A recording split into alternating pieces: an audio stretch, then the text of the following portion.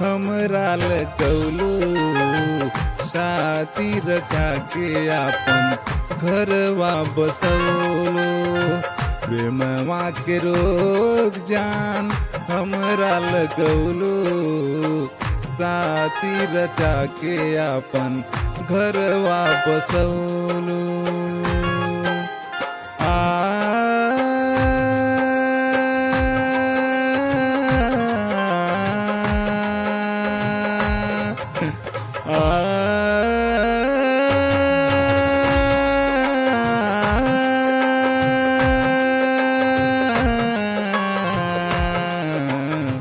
प्रेमवा के रोग जान, प्रेमवा के रोग जान हमरा लगौलू साथी रचा के आपन घरवा बसौलू।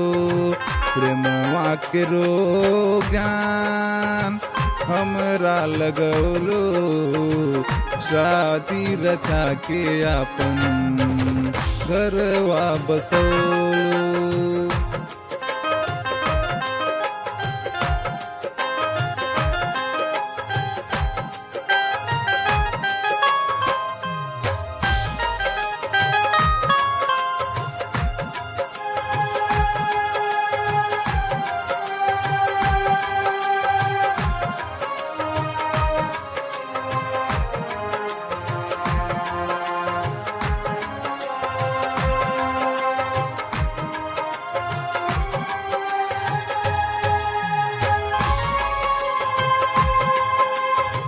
दर दर ठोकर खैनी पूछलू ना हाल हो, हंस के बिछौले रहलू हमरा के जाल हो।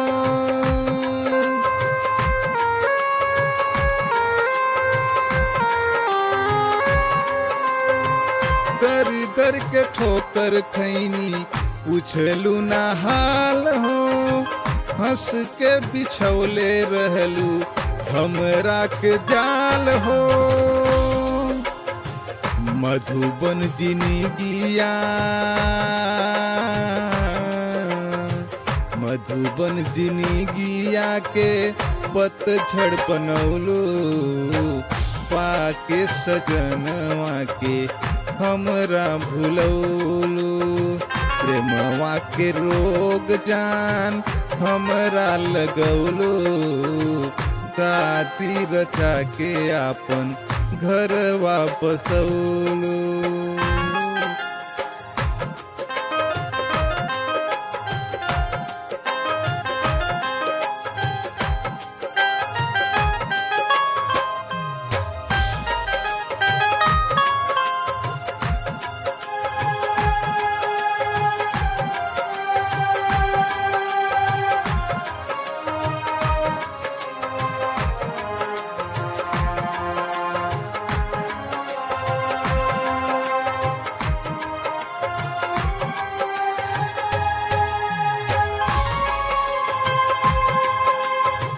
ससुरे में खुश रहिया सजनवा के साथ, सिंदूरवा बात रहे जान तोहरा माथे।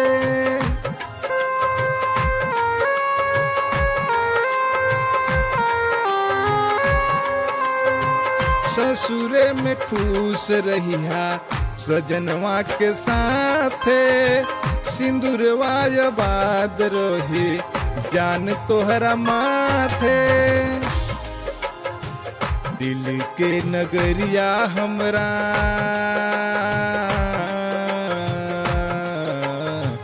दिल के नगरिया हमरा हंस के चरौलू शादी के हुओर से घरवा बसौलू। प्रेमवा के रोग जान हमरा लगौलू साथी को के आपन तू घरवा बसौलू।